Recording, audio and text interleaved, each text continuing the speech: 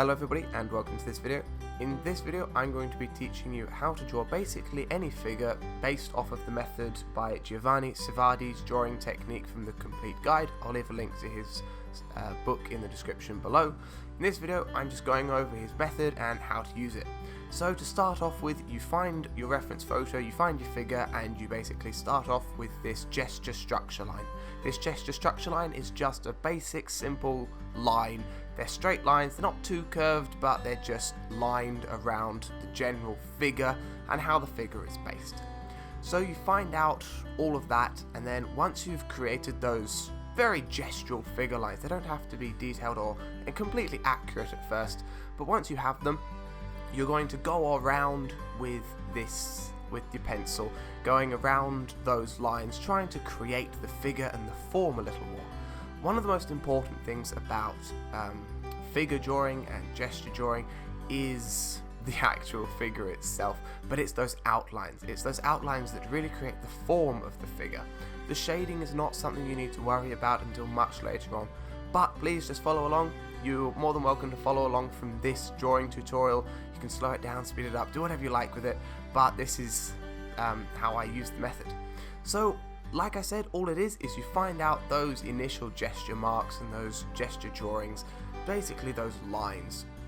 After that, you're just going to go around those lines, creating those outlines. As you can see, I've got the initial line and then I go around it, trying to create the actual form and the gesture of the figure itself. So once you've done that, I'm using a very light 2B pencil, very roughly. But after you've done that first step, you're going to go over it with a small putty rubber, and erase it. You don't want to erase it completely, you want to leave those outlines. As you can see, I've left those outlines there, so they're still visible for me. Unfortunately, the camera didn't pick them up too well, but I can see them fine, and I'm sure that you can see them just decently as well. But once you've done that, we're going to go over it using this more combined method is the best way to put it. This is basically breaking down that figure into these geometrical shapes. It's a little bit hard to comprehend until you actually see it, but I'm sure you would have seen people use this method in other videos and other drawings, but this is a very basic broken down method on how to actually draw a figure. And using this method, you can draw practically anything. You just have to break down what you see into these geometrical shapes. So as you can see, I'm basically using these tubes, and I'm not making these tubes as two-dimensional objects because what we're drawing is a 3D object. It doesn't matter if you're drawing a book or a cup, a glass, it could be a box, it doesn't matter. It's 3D to us, and that's how we're drawing it. So you can see at the top and the bottom of these lines themselves, we're drawing a small circle, and it's creating them to look like a three-dimensional object. That is what we want. As soon as we can learn how to do that and use these fundamentals, we can develop them to be able to draw whatever we like from whatever we see, rather than just drawing straight in the outlines. We can develop these drawings, we can develop these artworks, and we can learn their basic shapes and how to use them. So the other thing as well to note, especially when drawing figures, is that you can make these lines see-through. These lines, you can look through them, as you can see in a lot of the circles and the actual broken down matter from it. The geometrical shapes, you can see through them, you can see the circle. That's what helps them create a three-dimensional look. So you can also use a mannequin for this. When I first started out, I actually used a mannequin a lot of the time, creating these shapes and everything, and that will help you break down the figure into those geometrical basic shapes.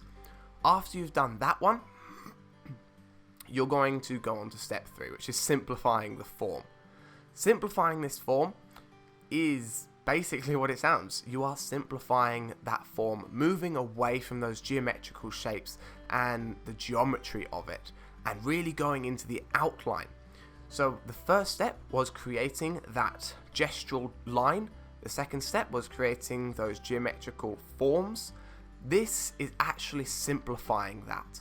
So as you can see, we're connecting up all of those lines. Do remember, we erased this as well at the beginning of this step, and from erasing it, we're not erasing it completely, we can still see those underlines. Those underlines are what really help us find out exactly where we're going to be putting the next layers and the next lines. If you keep them in there, life is going to get quite challenging in the long run, as there's 5 steps to this entire process. So I definitely suggest you erase them, but just enough so you can still see them. This is where we really start to see the form come into itself.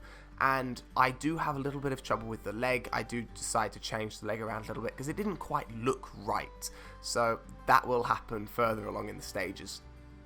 But one of the greatest things about using this method is that you can change bits. Once you learn how to use those geometrical forms, you can move along with them and create these outlines. So once you've done that outline, we're going to erase it once again. Don't worry, this is the last time we are erasing it, so I'm sure that will help. So this is actually identifying main areas of shadow, which is also creating form within this model, figure, and the drawing itself.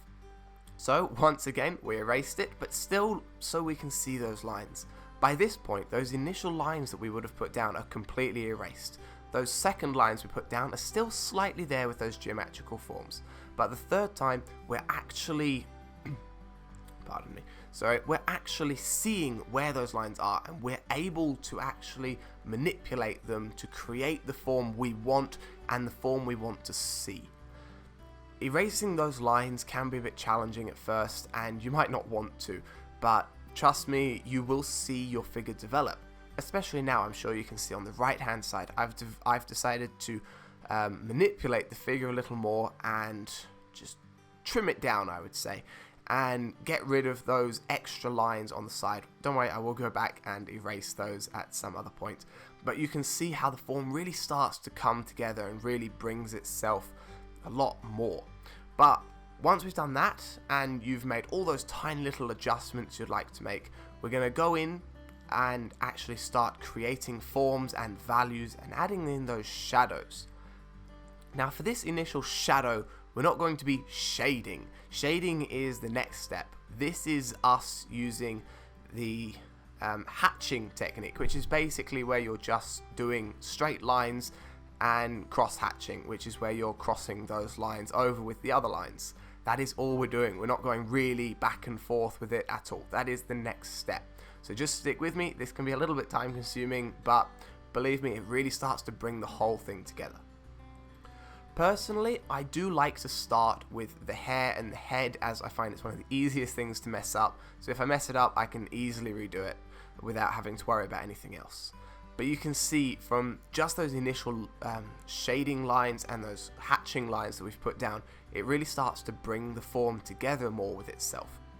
That is a beautiful thing with the hatching method, is that we can start to see it without actually committing ourselves too much to where we want them and where we need them.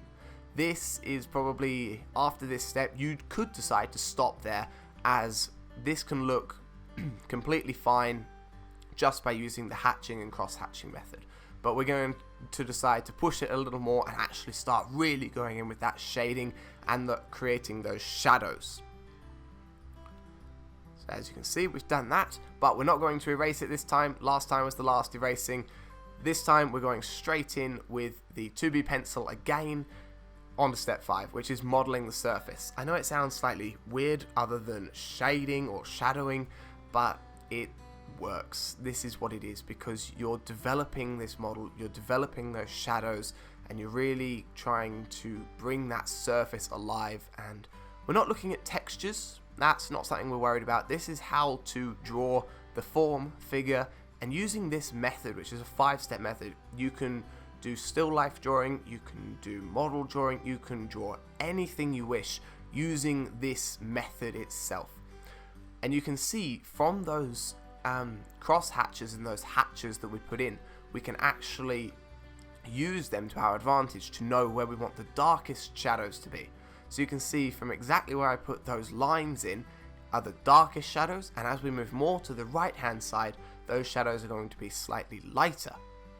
If to the point, no shadows at all, which can actually really bring the form alive into bringing it into that three-dimensionality looking. So yes, as you can see, you can shade it as much as you like, or you can not shade it as much as you like. It can be as dark as you like or as light as you like. That is the simplicity and beauty of drawing.